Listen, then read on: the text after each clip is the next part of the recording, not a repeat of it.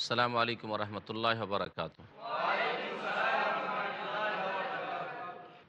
আলহামদুলিল্লাহ রবিল আলমিন ওসলাত ওসালাম আলা সঈদুল মুরসলিন নবীনা মোহাম্মদ ওয়ালা আলিহি ওসাহবি আজমাইন আম্মাবাদ। আউযু বিল্লাহি মিনাশ শাইতানির রাজিম। ইয়া মূসা ইন্নাহু আনাল্লাহুল আজিজুল হাকিম ওয়া আলকি আসাকা ফালাম্মা রাআহা তাহতাজ্জু কান্নাহা জান্নুন ওয়াল্লা মুদবিরা ওয়ালাম ইউআক্কিব। ইয়া মূসা লা তাখাফ ইন্নী লা ইয়াখাফু লাদাইয়াল মুরসালুন। সম্মানিত ভাতৃমণ্ডলী, আল্লাহ পাকের সমস্ত প্রশংসা, সালাত এবং সালাম নাযিল প্রিয় নবী সাল্লাল্লাহু আলাইহি সাল্লামের উপর। আমাদের তাফসির চলছে সূরা নামল থেকে। সূরা নামলের আয়াত নম্বর 10-এ মহান আল্লাহ মূসা আলাইহিস সালামকে সম্বোধন করে বলছেন, যার আগে মূসা আলাইহিস সালাম যখন তুর পাহাড়ের কাছে পৌঁছিলেন, আল্লাহ পাক রব্বুল আলমিনের নূরের তাজাল্লি হইল, আল্লাহ পাক কথা বললেন এবং আল্লাহ পাক তাকে নবুয়াত রিসালাত দিয়ে সম্মানিত করলেন। তার সাথে সাথে আল্লাহ পাক তাকে মুজিজা দিলেন, অলৌকিকত্ব। একটি মুজিজা ছিল লাঠি। মূসা আলাইহিস সালামের হাতের লাঠিকে আল্লাহ পাক মুজিজা বানিয়ে দিলেন। মহান আল্লাহ ইরশাদ করেছেন এই মুজিজা সম্পর্কে, ওয়া আলকি আসাক, হে মূসা তুমি তোমার লাঠিটা নিক্ষেপ করো। হাতে যে লাঠি আছে লাঠিটা মাটিতে ফেলে দাও। ফালাম্মা রাআহা তাহতাজ্জু, যখন দেখলেন ফেলে দিয়ে মূসা আলাইহিস সালাম যে এটা নড়াচড়া করতে শুরু করেছে, লাঠি নড়াচড়া শুরু করেছে, কান্নাহা জান, যেন সেটা একটা সাপে পরিণত হয়েছে। জান সাপকে বলা হয়, সাপে পরিণত হয়েছে। ওয়াল্লা মুদবেরা, মূসা আলাইহিস সালাম তো কিছু জানছেন না যে এটা মুজিজা বা কিছু, আর মুজিজা বা কি, আর নবুয়তের রিসালাত কি, তা তো তিনি জানতেন না। ওয়াল্লা মুদবেরা, সাপ দেখলে মানুষ স্বাভাবিক ভয় পাবে, স্বাভাবিক ভয় পাবে। তিনি পৃষ্ঠদেশ দেখিয়ে পিঠ ফিরিয়ে পালাতে শুরু করলেন। সাপ দেখেই পালাতে শুরু করলেন, এমন পালাতে শুরু করলেন আলবাসে ওয়ালাম ইউআক্কিব, তিনি ফিরেও দেখছিলেন না। একটু হালকা যদি ভয় থাকে, শত্রু দূরে আছে, তো একবার করে ফিরে ফিরে দেখবেন যে দেখি কত দূর আসলে, দেখি কত দূর আসলে, কিন্তু দেখছেন না, ধৈর্য নিবে যত দূর পারেন আপনি, আর তাকিয়েও দেখার ফুরসত নাই, তাই না? তো আল্লাহ বলছেন এত ভয় পেয়েছেন মুসা আলাইহিস সালাম যে ওয়ালাম ইউআক্কিব, ফিরেও দেখছেন না। সুবহানাল্লাহ। এর দ্বারা বোঝা যায় যে আম্বিয়া রসুলগণ মানুষ, আর মানুষ যেমন প্রাকৃতিক কিছু দেখে ভয় পায়, তেমনি মূসা আলাইহিস সালাম ভয় পেয়েছেন। আল্লাহ পাক বললেন মূসাকে, লা তাখাফ, তুমি ভয় করিও না। ইন্নী লা ইয়াখাফু লাদাইয়াল মুরসালুন, আমার কাছে রাসূলরা ভয় পায় না। তুমি তো আমার কাছে এসেছো, আমি তোমার সাথে কথা বলছি, ভয় করিও না। এটা সাপ না, এটা মুজিজা তোমাকে দিলাম শত্রুদেরকে দমন করার জন্য, জাদুকরদেরকে দমন করার জন্য। আগামীতে জাদুকরদের সাথে প্রতিযোগিতা হবে, মোকাবেলা হবে, সেই মোকাবেলায় তুমি ফেরাউন এবং ফেরাউনের জাদুকরদেরকে, অনুসারীদেরকে তুমি হারাবে এই মুজিজার লাঠি দিয়ে। আল্লাহ পাক বলছেন ভয় তো আসলে ওদের যারা জালেম, জুলুম করে। তবে জুলমের পরেও আল্লাহ পাক আবার আপনার দ্বারা জুলম হয়েছে, যে কোনো জুলম, জুলম হচ্ছে তিন প্রকার। আর মানুষ, এমনকি মুসলিমরাও অধিকাংশ জিজ্ঞেস করলে জুলম মানে কি, জুলম মানে একজন লোকের আর একজনের ওপর বাড়াবাড়ি করে, এটাই হচ্ছে জুলুম। এটা এক প্রকারের জুলুম। আরও দুই প্রকারের জুলুম আছে। একজন আরেকজনের টাকা পয়সা বেমানি করলো, ধার নিয়ে টাকা দিল না, জমি চেপে খেলো, মারধর করলো, সমালোচনা করলো, বদনাম করলো, এগুলি না জুলম জনসাধারণদের কাছে। কিন্তু আল্লাহ পাকের দিনে আরও দুই প্রকারের জুলম আছে, মোট তিন প্রকারের জুলম। জুলমুল এবাদ হলো এটা, এক মানুষের আর এক মানুষের উপর জুলম করা, এক দলের আর এক দলের উপর জুলম অত্যাচার করা। আর এক জুলম হচ্ছে আল্লাহ পাকের হক নষ্ট করা, কোনো আদেশ পালন না করা, অথচ সেই আদেশ ফরজ, অজেব, বাধ্যতামূলক করতে হবে আপনাকে। নামাজ পড়লেন না, মাঝে মাঝে পড়েন, জুলুম করলেন। রোজা রাখলেন না, একদিন, জুলুম করলেন। জাকাত দিলেন না, আপনি জুলুম করলেন। হজ করলেন না, হজ ফরজ হয়েছিল, জালেম, আপনি জুলুম করলেন। পর্দা করলেন না, কোনো বোন, জুলুম করলেন। অথচ কার উপরে জুলুম হয়নি। কোনো মহিলা পর্দা করে, নামাজ পড়ে না, অন্য কার উপরে জুলুম তো করেননি, কিন্তু এটা জুলম। যে কোনো গুনাহ হচ্ছে জুলম, আল্লাহর হকের ক্ষেত্রে জুলম হইল। আরেক জুলম হচ্ছে সবচেয়ে বড় জুলম, সেটা হচ্ছে শিরক, কুফরি, নাস্তিকতা, আল্লাহর সাথে কাউকে শরিক করা, আল্লাহ পরকালকে অস্বীকার করা, অথবা আল্লাহ নেই। এসবগুলি হচ্ছে সবচেয়ে বড় জুলম। ইন্না শিরকা লা জুলমুন আজিম, শিরক, কুফরি হচ্ছে সবচেয়ে বড় জুলম। এই তিন প্রকারের জুলম থেকে যারা বেঁচে থাকবে তারাই নিরাপদ, আর তারাই জান্নাতের পথে আছে। শুনে রাখেন ভালো করে। সূরা আনআমে আল্লাহ পাক ইরশাদ করেছেন, আল্লাযীনা আমানু, যারা বিশ্বাসী হবে, ওয়ালাম ইয়ালবিসু ঈমানাহুম বিযুলমিন, আর নিজের ঈমানের সাথে, ইসলামের সাথে জুলমের সংমিশ্রণ ঘটালো না। শিরকের জুলম করলো না, ফরজ ওয়াজিব ছাড়ার জুলম করলো না, হারাম খাওয়ার জুলম করলো না। মদ খায় জালেম, যে কোনো হারাম খায়, হারাম কথা বলে জালেম, এরকম জুলম করলো না। মানুষের উপরে জুলম করলো না, কোনো রকমের জুলম করলো না। এই তিন প্রকারের জুলম থেকে মুক্ত যদি হয় ইমানের সাথে, ইমান আছে জুলম নেই, জুলমের সংমিশ্রণ ঘটায়নি ইমানের সাথে, উলাইক আলাহুমুল আমন, তাদের জন্য সিকিউরিটি রয়েছে। আল্লাহ বলছে তাদের জন্য নিরাপত্তা রয়েছে। দুনিয়ায় নিরাপত্তা, মওতের পরে নিরাপত্তা, মওতের মুহূর্তে নিরাপত্তা, কবরের জীবনে নিরাপত্তা, বিচার দিবসে নিরাপত্তা, জান্নাত দিয়ে আল্লাহ পাক রব্বুল তাদেরকে নিরাপদ করে দেবেন, জাহান্নাম থেকে নিরাপদ। ওয়াহুম মুহতাদুন, এবং তারাই সঠিক পথ প্রাপ্ত। দুটো গিফট আল্লাহ দেবেন বলেছেন, ইমান ঠিক করেন, জুলম মুক্ত হন, দুটো কাজ করবেন, দুটো আল্লাহ পাক উপহার দেবেন। আল্লাহ পাক বলছে ইল্লা মান যালামা, তবে যে ব্যক্তি জুলম করে, সুম্মা বাদ্দালা হুসনান বাদা সু, অতঃপর পাপ করার পরে যদি ভালো করা শুরু করে। আল্লাহ পাক রব্বুল আলামিন ইরশাদ করছেন ইল্লা মান যালামা সুম্মা বাদ্দালা হুসনা, যদি কোনো মানুষ জুলম করে, যে কোনো জুলম, শিরকের জুলম করলো, অথবা আল্লাহর হকের ক্ষেত্রে জুলম করলো, মানুষের প্রাপ্যের ক্ষেত্রে জুলম করলো, যে কোনো জুলম করে, জুলম করার পরেও আল্লাহ একটা সংশোধনের রাস্তা রেখেছেন। বড় বড় শিরক কুফরি করেছেন, নাস্তিকতা, এক যুগ ছিল আল্লাহকে বিশ্বাসই করতো না, পরকালকে বিশ্বাস করতো না, শিরক করতো, কবর মাজার পূজা করতো। কিন্তু সুম্মা বাদ্দালা হুসনান বাদাসু, খারাপের পরে খারাপকে ভালো দিয়ে বদলিয়ে দিয়েছে, খারাপকে তাড়িয়ে দিয়েছে জীবন থেকে, পাপকে তাড়িয়ে দিয়েছে, আর সৎ কাজ করা শুরু করেছে। ফা ইন্নি গফুরুর রহিম, আল্লাহ বলছেন নিশ্চয়ই আমি এই ধরনের লোকদের জন্য বড় মার্জনাকারী আর বড়ই দয়াবান। আল্লাহর ক্ষমার দরজা খোলা আছে সবার সামনে, যতই বড় খুনি হোক না কেন, যতই বড় মুশরিক হোক না কেন। সবচেয়ে বড় পাপ সূরা ফুরকানে আল্লাহ পাক বর্ণনা করেছেন শিরক, তারপরে খুন করা, তারপরে জেনা করা, তারপরেও আল্লাহ পাক তওবার দরজা খুলে রেখে ইল্লা মান তাবা, সংশোধনের দরজা খোলা আছে মওতের আগ পর্যন্ত। আল্লাহ পাক আর এক মুজিজার কথা বলছেন মুসা আলাইহিস সালামকে, ওয়া আদখিল ইয়াদাকা ফি জাইবিক। এখনও মুসা আলাইহিস সালামের সাথে আল্লাহ পাকের কথা চলছে। মুসা কালিমুল্লাহ, আল্লাহ পাক তার সাথে কথা বলেছেন। আর কথা বলা মানেই জরুরি নয় যে দেখেছেন, অনেক সময় না দেখে কথা বলা। আমরা আজকাল মোবাইলের যুগে এটা বোঝাইতে অসুবিধা নেই। সারা জীবন কোনোদিন দেখা হয় না, আমাদের সাথে অনেকেই কথা বলছে সারা বিশ্ব থেকে, ঠিক না? তো আল্লাহ পাককে কোনো নবী দেখেননি, না মুহাম্মদ সাল্লাল্লাহু আলাইহি সাল্লাম দেখেছেন, না মুসা আলাইহিস সালাম দেখেছেন, কিন্তু কথা বলেছেন। রাসূলুল্লাহ সাল্লাল্লাহু মেরাজে কথা বলেছেন, আর মুসা আলাইহিস সালাম তুর পাহাড়ের কাছে নবুয়ত প্রাপ্তির সময় কথা বলছেন। আল্লাহ কথা বলছেন ওয়াদখিল ইয়াদাকা ফি জাইবিকা, হে মুসা তোমার হাত তোমার বগলে ঢুকাও, তাখরুজ বায়দা মিন গায়রি সু, বিনা কোনো ব্যাধিতে সেটা শুভ্র উজ্জ্বল হয়ে বেরিয়ে আসবে, হাত চমকিবে তোমার, কিন্তু এটা রোগ নয়। ফিতিসে আয়াতিন, এই দুটি নিদর্শন হচ্ছে 9টি মোজেজার অন্তর্ভুক্ত। এলা ফিরআউন ওয়া কওমিহি, ফিরআউন এবং তার জাতির উদ্দেশ্যে দেওয়া হইল, ফিরআউনকে দমন করার জন্য, ফিরআউনের জাতিকে দমন করার জন্য, এবং তাদের কাছে সত্যকে স্পষ্ট রূপে প্রমাণ করার জন্য। কারণ মুজিজাগুলি নবী রসুলগণের নবুয়তের দলিল প্রমাণ, যাতে করে মানতে বাধ্য হয়, তারপরেও তারা অমান্য করেছে, তখন আল্লাহ পাকের আযাব এসছে। আল্লাহ পাক নবী রসুলগণকে আল্লাহ প্রদত্ত কিতাবও দিয়েছেন, গ্রন্থ দিয়েছেন, এবং অসাধারণ ক্ষমতা, এর নাম মুজিজা, অলৌকিকত্ব। সাধারণভাবে একজন মানুষ দ্বারা হয় না, কিন্তু মুসা আলাইহিস সালামের দ্বারা হচ্ছে। লাঠি সাফ হয়ে যাচ্ছে, হাত বগল থেকে বের করলে যে এইরকম উজ্জ্বল হবে তা হয় না, হচ্ছে। এইরকম আল্লাহ পাক রব্বুল 9টি মুজিজা দিয়েছিলেন মুসা আলাইহিস সালামকে, ফিরআউন এবং তার জাতির কাছে দ্বীন ইসলাম, আল্লাহ সত্য দিন পৌঁছানোর উদ্দেশ্যে।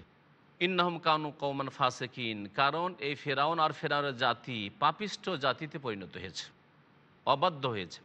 ফালাম্মা জাআতহুম আয়াতুনা মুবসিরা, আল্লাহ পাক বলছেন যখন এই ফিরআউন আর ফিরআউনের অনুসারীদের কাছে আমার নিদর্শনগুলি সুস্পষ্ট রূপে আসলো, দৃশ্যমান হয়ে আসলো, সচক্ষে দেখতে পাচ্ছে মুজিজা, মুসা আলাইহিস সালাম দেখাচ্ছেন, কালু, তখন তারা বলল হাজা সেহরুম মুবিন, এটা তো জাদু, স্পষ্ট জাদু বলে আখ্যায়িত করে, মানল না। তাহলে যার ভাগ্যে হেদায়েত নেই, নিজের কর্মের কারণে ভাগ্যকে খারাপ দিকে নিয়ে গেছে, আল্লাহ জবরদস্তি করেননি, যতই মোজেজা দেখান না কেন বিশ্বাস করবে না। যতই কোরআনে কারীম রাত দিন শোনান না কেন, কোরআনের অর্থ পড়ে শোনান না কেন, অন্তরে ঢুকবে না। আল্লাহ পাক বলছেন ওয়াজাহাদু বিহা ওয়াস্তাইকানাথা আনফুসুহুম যুলমান ওয়া উলুওয়া। এই মোজেজাগুলিকে ফেরাউন আর ফেরাউনের ভক্তরা অস্বীকার করেছিল। জুলমান ওয়া উলুওয়া, কেন অস্বীকার করেছিল? কারণ তারা জালেম ছিল, জুলমবশত। ওয়া উলুওয়ান, এবং তারা অহংকারী ছিল, তাদের মধ্যে এই উদ্ধতা ভাব ছিল। ওয়াস্তাইকানাথা আনফুসুহুম, অথচ তাদের মনে ইয়াকিন ছিল, দেখে বিশ্বাস করতো যে কথা ঠিকই আছে। ভিতরে ভিতরে বলতো, মন বলছে যে মূসা ঠিকই নবী হয়েছে। মূসা যেগুলি দেখাচ্ছে আসলে এগুলি জাদু না, এগুলি অলৌকিক তো মৌজেজা। কিন্তু মূসার নবুয়াত মেনে নি, তাহলে আমার রাজত্ব চলে যাওয়ার আশঙ্কা আছে, কেন ছাড়বো? আরে আমার এত ভক্ত, দেশবাসী আমার পুজো করছে, সব বাদ চলে যাবে, কেন সেটা হতে দেব? অহংকারবশত আর জুলম করে তারা অস্বীকার করেছিল, অথচ তাদের মনে বিশ্বাস হয়ে গেছিল। বিশেষ করে নেতাদের, ফেরাউন এবং ফেরাউনের যে সংসদের সদস্যরা, হামান তার প্রধানমন্ত্রী, তারপরে কারণ ধনাঢ্য, এইরকম আরও বড় বড় নেতারা, এদের বিশ্বাস থাকা সত্ত্বেও অস্বীকার করেছে অহংকার করে। ফানজুর কাইফা কানা আকিবাতুল মুফসিদিন, হে নবী তুমি চিন্তা করে দেখো যে বিপর্যয় সৃষ্টিকারীদের পরিণাম কি হয়েছিল। এখানে অল্প সময়ের বিরতি দিয়ে আবার আমরা আমাদের আলোচনার দিকে ফিরে আসছি।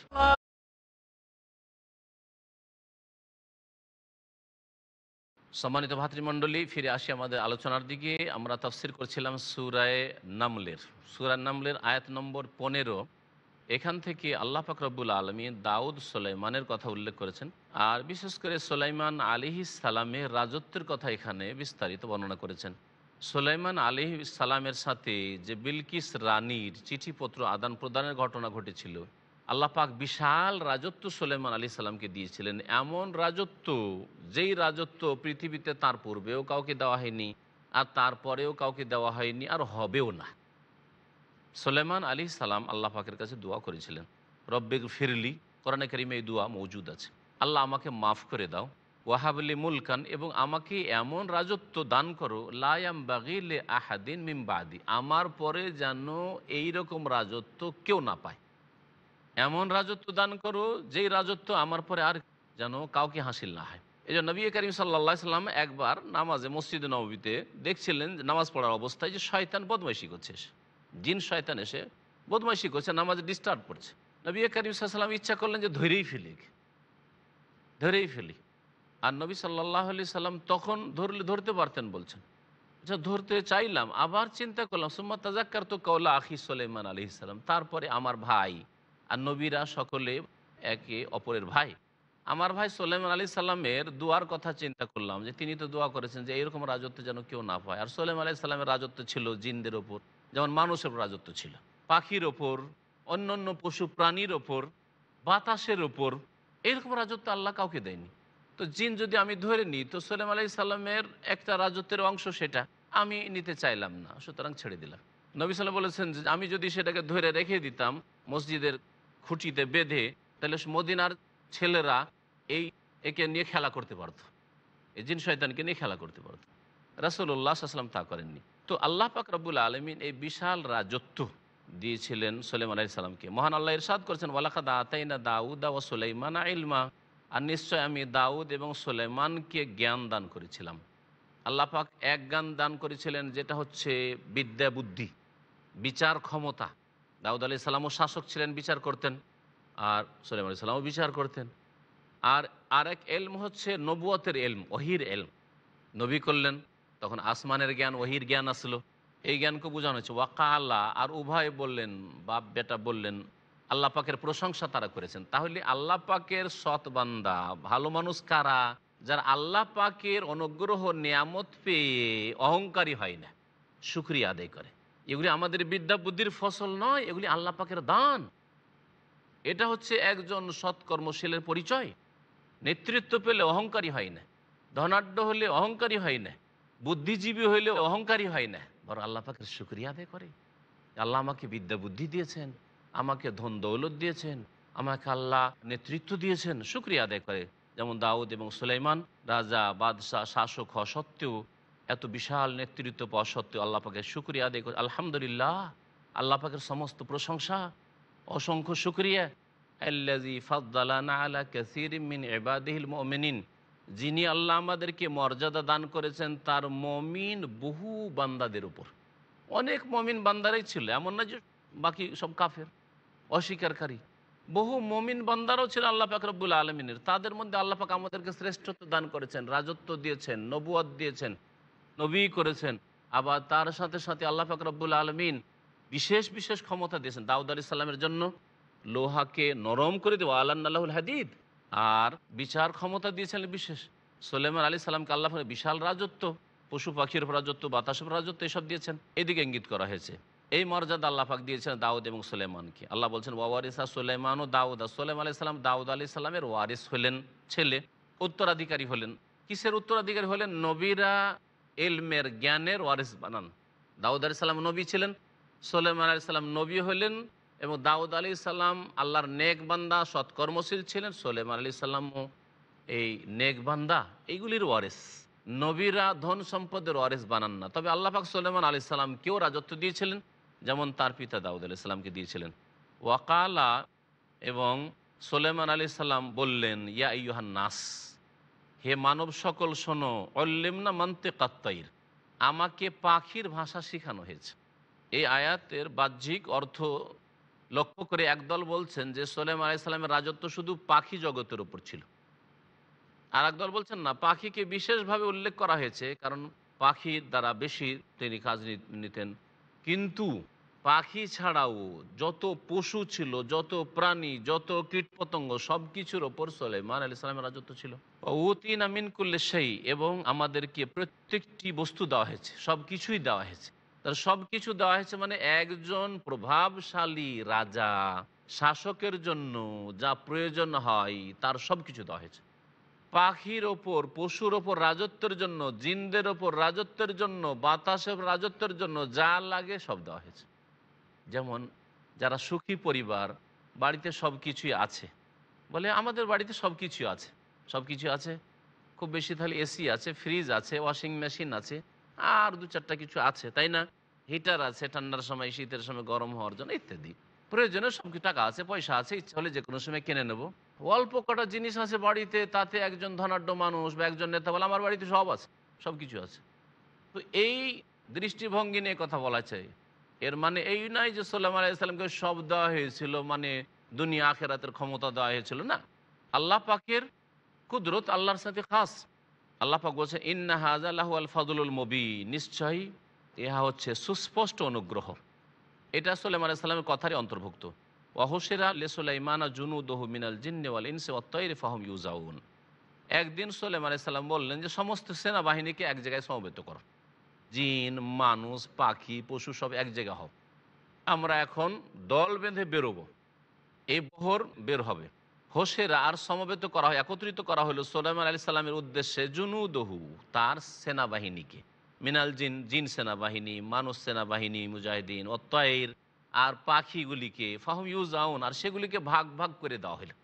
এক এক রকমের পাখি এক এক দলে, মানুষ এক দল, জিন এক দল, অমুক প্রাণী এক দল, এইভাবে ভাগ করে দেওয়া হলো। বিশাল বাহিনী নিয়ে বের হলেন তিনি। আর কেউ কেউ তাফসির করেছেন ওয়াজা মানে হচ্ছে বাধা দেওয়া। সেগুলি এত সংখ্যায় ছিল যে সেগুলিকে ধীরে ধীরে ধীরে, অসংখ্য লোক যখন বিশাল মিছিল থাকে তখন সুষ্ঠুভাবে যদি তাদেরকে থামাবার ব্যবস্থা, বা বিশাল কোনো বড় অনুষ্ঠান হচ্ছে সেখানে যদি ভলেন্টিয়ারদের, স্বেচ্ছাসেবকদের ভালো ব্যবস্থা না থাকে তো বিশৃঙ্খলা সৃষ্টি হয়। তো এই জন্য ফাহুম ইউজাউন মানে তাদেরকে মাঝে মাঝে থামানো হতো, যাতে করে নিয়ম মোতাবেক তোমরা চলো, আগে পিছিয়ে আর এদিক সেদিক যেন না হয়ে যায়, বিশৃঙ্খলা সৃষ্টি না হয়, এই অর্থে ইউজাউন বলা হয়েছে।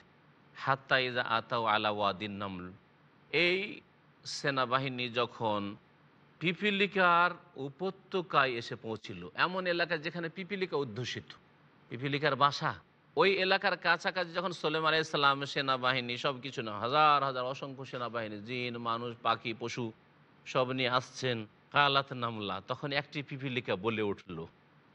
পিপিলিকা দেখতে পাচ্ছে আসছে, যদি আমাদের ওপর পা পড়ে এই বিশাল সেনাবাহিনী, তুই একটিও আমরা বাঁচবো না, আর আমাদের বাসা কিছুই থাকবে না, ভিতরে ঢুকে পড়তে হবে, ওপরে থাকলে বাঁচবো না। কালাত নামলা, একটি পিপিলিকা পিপিলিকাদেরকে সম্বোধন করে বলি আইয়ুহান নামল, হে পিপিলিকারা, উদখুলু মাসাকিনাকুম, তোমাদের গর্তে ঢুকে পড়ো তাড়াতাড়ি, তোমাদের বাসায় ঢুকে পড়ো। লা ইয়াহতিমান্নাকুম সুলাইমান ওয়া জুনুদুহু, সুলাইমান আর তার এই বিশাল সেনাবাহিনী যেন তোমাদেরকে পদপিষ্ট না করে দেয়। অহম লা ইয়াশউরুন, তারা কিন্তু বুঝতে পারবে না। ক্ষুদ্র ক্ষুদ্র পিপিলিকা, তারা দেখবে না, উপর দিকে দেখে হাঁটছে আর আমাদেরকে সবকে মেরে ফেলবে। তাড়াতাড়ি করে গর্তে ঢুকে পড়ো। ফাতাবাসসামা দাহিকা মিন কাউলিহা, এই পিপিলিকার ভাষা শুনে সুলাইমান আলাইহিস সালাম মুচকি হেসে ফেললেন। মুচকি হেসে ফেললেন, তার মানে সুলাইমান আলাইহিস সালাম পিপিলিকার ভাষাও বুঝছেন। তাহলে পিপিলিকার ওপরও সুলাইমান আলাইহিস সালামের রাজত্ব ছিল। ওয়াকালা, সেই সময় আল্লাহ পাকের কাছে দোয়া করলেন। আল্লাহ পাক পিপিলিকাকে বলার শক্তি দিয়েছে। যারা বুঝে না, বুঝে না, আমরা পিপিলিকার ভাষা বুঝি না, পিপিলিকার তসবি বুঝি না, পিপিলিকার জিকির আজকার বুঝি না। সুলাইমান আলাইহিস সালাম বুঝছেন, কথা বুঝছেন। আল্লাহর কাছে শুকরিয়া দেখেন, আল্লাহ পিপিলিকার চাইতে কত বেশি নিয়ামত আমাদেরকে দিয়েছো, কি শুকরিয়া আমরা তোমার আদায় করছি। সাথে সাথে আল্লাহ পাকের শুকরিয়া দেখে ওয়াকালা, বললেন, রব্বে, হে প্রতিপালক, আউজেনি, আউজেনি মানে আমাকে তৌফিক দান করো, আমাকে সাহায্য করো, আন আশকরা নি'মাতাকাল্লাতী আন'আমতা আলাইয়া, আমার ওপর যে অনুগ্রহ তুমি করেছো তার যেন, সেই নিয়ামতের জন্য আমি শুকরিয়া আদায় করতে পারি, কৃতজ্ঞ হতে পারি। ওয়া আলাই, আমার ওপর, ওয়া আলা ওয়ালিদাইয়া, এমনকি আমার বাপ মাকে যে নিয়ামত দিয়েছো আল্লাহ, তারও যেন শুকরিয়া আদায় করতে পারি। কারণ বাপ মার নিয়ামত থেকে ছেলে মেয়েরা ভাগ পায়। আপনার বাবা যদি শিক্ষার গুরুত্ব বুঝে, তাহলে তখন আপনার জন্য রাস্তা সহজে খুলবে। ডাক্তার ইঞ্জিনিয়ার করাতে চাই, আর না হয় আলেম বানাতে চাক, আপনার জন্য রাস্তা সহজ হয়ে যাবে। তা এই জন্য আল্লাহ পাক একাধিক আয়াতে যে দোয়াগুলি উল্লেখ করেছেন, তাতে আল্লাহ আমাকে সেই নিয়ামতের শুকরিয়ার তৌফিক দাও যা আমাকে দান করেছো আর আমার পিতা মাতাকে দান করেছে। পিতা মাতাকে না দান করলে এতদূর পৌঁছা হয়তো সম্ভব হইতো না। আল্লাহ পাক এরশাদ করছেন যে আরও দোয়া করলেন সুলাইমান আলাইহিস সালাম, ওয়ান আমালা সালেহান তারদা, আল্লাহ এমন যেন ভালো কাজ করতে পারি যাতে তুমি সন্তুষ্ট হয়ে যাও। ওয়াদখিলনি বিরহমাতিক, আর তোমার দয়ায় আমাকে দাখিল করো ফি ইবাদিকা সালেহিন, সৎকর্মশীল তোমার বান্দাদের দলে। তারপরে একদিন তিনি হাজিরা নিতেন, যেহেতু সবার ওপর রাজত্ব চলছে, সুতরাং যেমন দেশের লোকদের খোঁজ খবর রাখতে হবে, জিনদের খোঁজ খবর রাখতেন, পাখির খোঁজ খবর রাখতেন। একদিন দেখছেন একটা পাখিকে দেখছি না, কি ব্যাপার, যে পাখির নাম ছিল হুদহুদ পাখি। হাজিরা হচ্ছে, হুদহুদ পাখির নেই। ওয়াতাফাক্কাদাত তাইর, আল্লাহ পাক রব্বুল বলছেন যে একদিন সুলাইমান আলাইহিস সালাম এই পাখিকে দেখতে পাচ্ছেন না, অনুপস্থিত পেলেন। জিজ্ঞাসা করেন, কি ব্যাপার, এই পাখি গেছে কোথায়? অনুপস্থিত।